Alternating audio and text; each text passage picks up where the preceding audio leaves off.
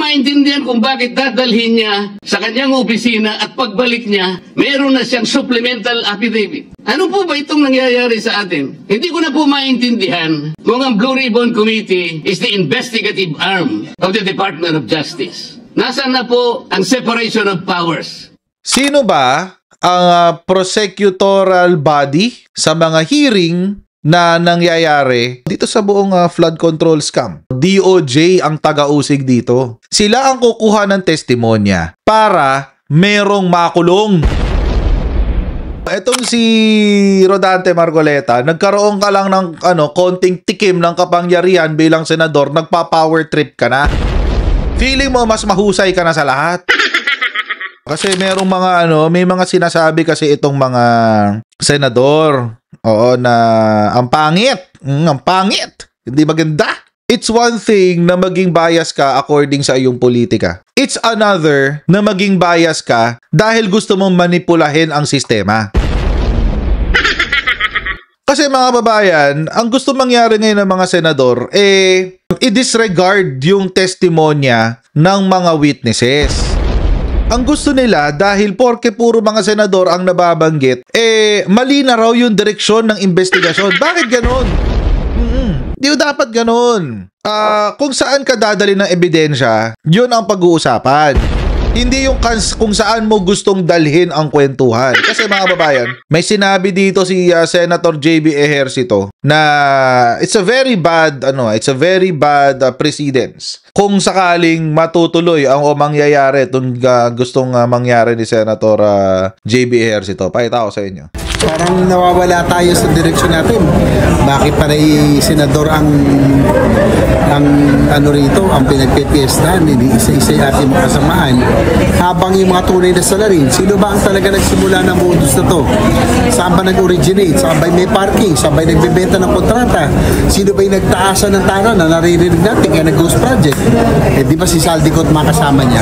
So sana wag naman mawala ang focus natin sa mga tunay na salarin. Baka mamaya nasisira na ang mga senador, nakalusot ang mga tunay na mga gumawa ng modus nila. Pangit po yung sinabi na yan ni Senator JB. Binoto ko pa naman to si JB. Kasi sabi niya, siya daw yung the good one. Mukhang di pala. Pangit po yun. Hindi po paganda yung ganong klaseng sistema, mga kababayan. Tututukan mo ay kung saan ka dinadala ng ebidensya, hindi yung sa kung saan mo gustong dalhin yung kwentuhan. Diyan ho nag-uumpisa yung corruption .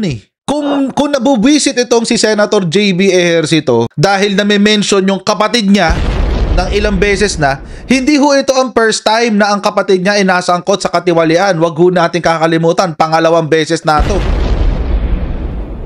Kung nabubisit ito si Senator JB Ejercito na bakit puro senador ang tinitira at pinag-uusapan, baka gusto ho muna niyang pag-aralan yung mga sinabi ng mga witnesses.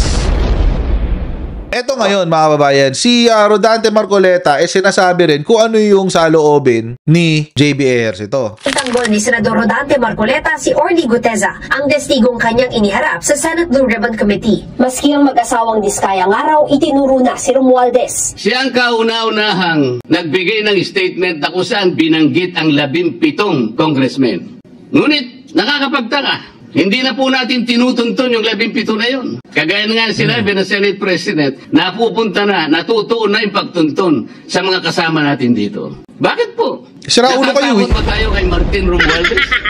Siguro po, yung iba sa inyo natatakot. Kwestiyon din ni Marcoleta kung bakit pagkatapos basahin ang kanilang affidavit sa Senado ay hinahayaang dalhin agad sa Department of Justice ang mga testigo bago pa sila matanong ng mga senador. Tayo po ang merong legal and physical custody. Hindi ko maintindihan kung bakit dadalhin niya sa kanyang opisina at pagbalik niya, meron na siyang supplemental affidavit. Ano po ba itong nangyayari sa atin? Meron na ba tayong alituntunin? Meron na ba tayong agreement sa pagitan ng DOJ at ang pag-imbestigang ginagawa natin sa Blue Ribbon Committee? Hindi ko na po maintindihan kung ang Blue Ribbon Committee is the investigative arm of the Department of Justice. Nasaan na po ang separation of powers? Since binring up mo naman Senator Marcoleta yung separation of powers, sino ba ang prosecutorial body sa mga hearing na nangyayari dito sa buong flood control scam. Ang prosecutorial body, ibig sabihin sila yung taga-usig. Correct, Ate Lynn Mariano? DOJ ang taga-usig dito. Sila ang kukuha ng testimonya para merong makulong.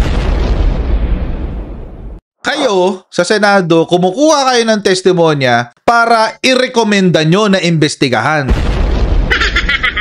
Bakit pa iintayin yung katapusan ng hearing nyo? So, ano nireklamo mo? Etong si Rodante Marcoleta, nagkaroon ka lang ng konting tikim ng kapangyarihan bilang senador, nagpa-power trip ka na. Feeling mo mas mahusay ka na sa lahat. Ang gusto nyo kasi, kontrolado nyo lahat. Hindi pwede yun. Even yung testimonya ng mga diskaya, mga kababayan, tinanggi na ng diskaya yan. Kahit ilang beses pa nilang ibalik-balik, paikot-ikutin yung mga sinabi, yung unang testimonya ng mga diskaya, ang sasabihin lang ng mga diskaya ay, hindi namin nakausap si Martin Romualdez. Natuklasan na natin kung bakit gusto niyang protektahan ang mga diskaya. Natuklasan natin, mga kababayan, dahil binisto po ng Bilyonaryo News Network na ang kanyang asawa po ay independent director ng Stronghold at Milestone Guarantee na nagbigay ng retention bond sa mga diskaya. Okay. Paano ngayon nadawit si Rodante Marcoleta at ang kanyang asawa dito sa usapin ng flood control scam? Bakit? Si Stronghold Insurance, mga kababayan, ay sila yung kumahawak ng retention bonds ng Alpha and Omega sa mga construction nila. Ano ngayon ang silbi?